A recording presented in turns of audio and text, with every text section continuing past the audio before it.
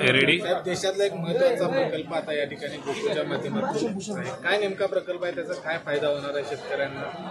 राज्यातला हा पहिला प्रकल्प आयुर्वेदिक म्हशींना आणि गायींना त्यांचे जे आरोग्य असतील किंवा त्यांचे मस्टर्डाईज म्हणून हा जो रोग आहे किंवा त्यांना अनेक प्रकारच्या ज्या आता आजार आहेत त्याच्यावर एक अतिशय चांगला उपाय आहे.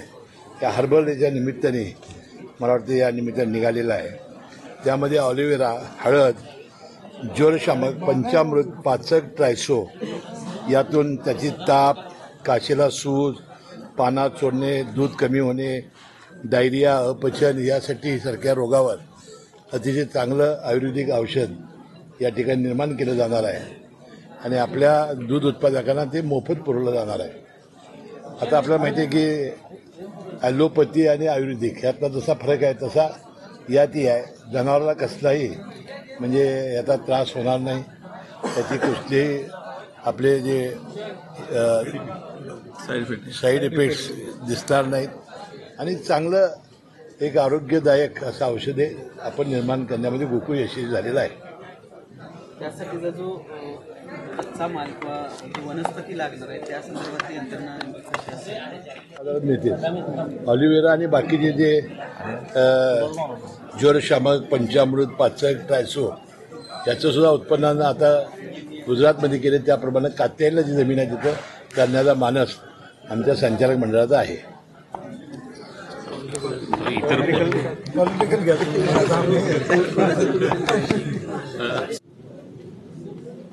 अमित शहाचा कोल्हापूर दौरा होणार आहे असं समजतंय. काय नेमकं कधी दौरा असेल आणि ऑगस्टमध्ये पहिल्या किंवा दुसऱ्या आठवड्यात ती तारीख देण्याची शक्यता आहे.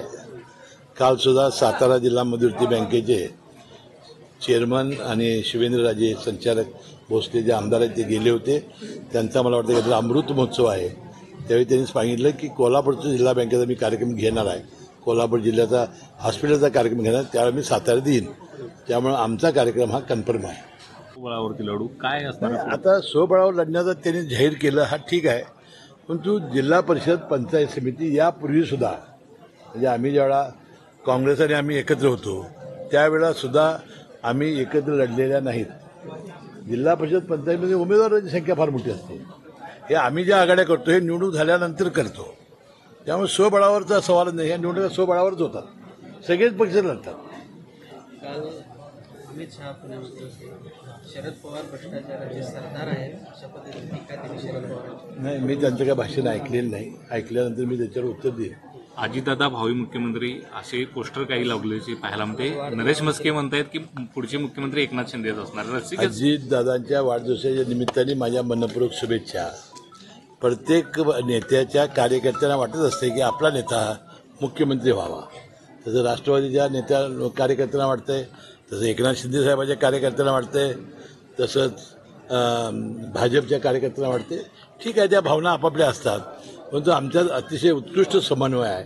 आम्ही एकत्रितपणे निवडणुका लढवू. राज्यातल्या कर्मचाऱ्यांना आता RSSच्या कार्यक्रमांमध्ये सुद्धा सहभाग घेता येणार आहे अशा पद्धतीने सध्या पंचगंगा नदीने इशारा पातळी ओलांडलेली आहे. कर्नाटकच्या आलमट्टी प्रशासनाशी काय संपर्क सुरू आहे का? मी सातत्याने जिल्हाधिकारी कर्नाटकचे आणि इथले यांच्याशी संपर्कामध्ये आहे आणि 2 लाख क्युसेसपेक्षा जादा पाणी हे अशा काळात सोडावं अशी आमची मागणी आहे आणि मला वाटते कालपर्यंत त्यांनी त्याची अंमलबजावणी केलेली होती. आता मी जिल्हाधिकाऱ्यांशी सकाळी बोललो तर आता रात्रीपासून पाऊस कमी आलेला आहे, थोडंसं पाणी उतरायला लागलेलं आहे. मला वाटतं या फेजमध्ये काय धोका होईल असं मला वाटत नाही, परंतु प्रशासन आमचं पूर्णपणानं तयारीचं आहे आणि कुठल्याही क्षणी कसलंही संकट आलं तर त्याला तोंड देण्याची तयारी शासनाने ठेवलेली आहे. नाही, पाणी कमी आलं असलं तरी धोका टळलेला नाही. अशा परिस्थितीत जे जिल्हापती मदत कार्य जे करणारी स्वयंसेवक आहेत ते कुठंतरी काम करण्यास नकार देत असल्याची भावना त्यांच्या मनामध्ये आहे. काल त्याबाबत काही त्यांची बैठक पण झाली. नाही, काय झालेलं आहे की जिल्हाधिकारी त्यांच्याशी चर्चा करतायत. आता धोका पूर्ण संपला असं म्हटलं नाही. ह्या फेजमध्ये काय असते, हे फेज आहे.